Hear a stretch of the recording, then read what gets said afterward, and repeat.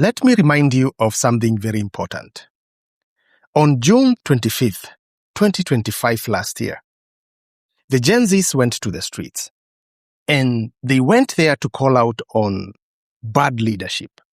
The finance bill that was set to raise the cost of living from the already squeezed people's payslips. They went to the streets peacefully. Most of us, we know, we had the footage, and there was a lot of evidence on how the first few days of the protest started. It was peaceful. All they had was smartphones, the Kenyan flags, water bottles, things like that.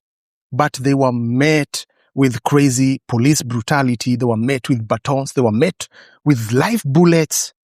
It was wild because the peaceful protest that was meant to bring about change was infiltrated by both the police and the goons who were protected by the police.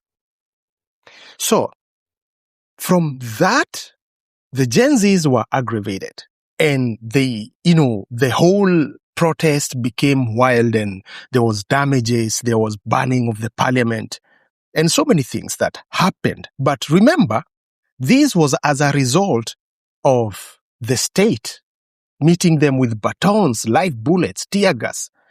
The president went on national television, and made a state conference and called these Gen Zs criminals.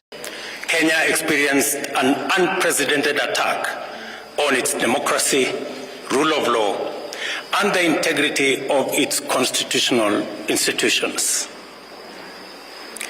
An otherwise legitimate expression of the fundamental rights and freedoms of assembly, demonstration, picketing, and petitioning of public authorities by a section of law-abiding citizens of the Republic of Kenya was infiltrated and hijacked by a group of organized criminals. Was that why you said there are criminals and people involved in treason? Of course there were criminals involved. I mean, the people who burned down Parliament, the people who burned down people's businesses. What do you call those people? But they were peaceful protesters in the beginning. How does a peaceful... Fast forward. The Gen Zs who are criminal then, and we all know that the only thing that we as the people wanted was justice, was accountability, was the dropping of the finance bill that was to strike up the cost of living from the people who are already struggling, right? But now, yesterday, the president, simply because we are close to 2027 election and we need them votes, so the president all of a sudden is calling the same people, the same criminals, he's calling them heroes, the fallen heroes. So now the president thinks that the same people, the same Gen Zs that he called criminals are heroes. And kama wale walienda kotini, mimi nitahakikisha ya kwamba kila mmoja wenu aliyepoteza maisha yake ama aliyejeruhiwa akipigania mambo ya demokrasia ya taifa letu la Kenya, mambo ya human rights ya taifa letu la Kenya, sisi tutawalipa fidia kwa sababu nyinyi ni mashujaa wa mambo ya demokrasia ya taifa letu la Kenya. Man, hata kama ni kutafuta political mileage, hata kama we are looking for votes, really, we already know that the parents, the families of these people, they went through a lot. How many years now? It's more than 1 year. They haven't been compensated. And remember, this compensation has been a process that is taking time because they talk about investigations. They talk about this. There's nothing that is ever done by the state that is ever clean. It's straightforward. They have to put about committees, investigation committees. They have to make reports to investigate the other reports. It's a process. Now, imagine what the families of these people are feeling.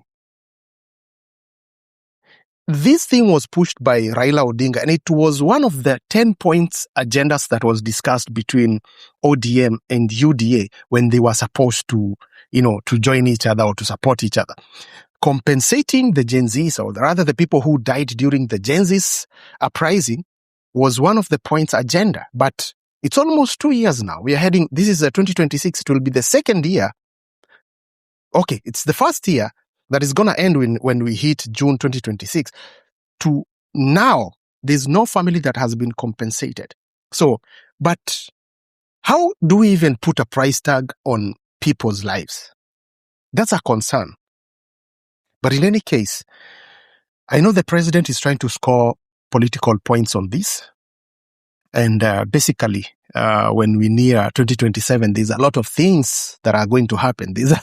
But the reason for, having this kind of a community and this kind of online digital advocacy is for us to have different opinions, is for us to, keep on discussing these matters, to educate the people who in their minds thinks that these politicians, they have the goodwill for the people, because we know that the politicians, they never had the goodwill for the people. It's always about themselves. It's always about what they gain. So now Ruto is calling these people heroes because he wants the votes. He wants to sympathize with people so that he can be voted for. So it's a political mileage. So what changed? Did they stop being criminals?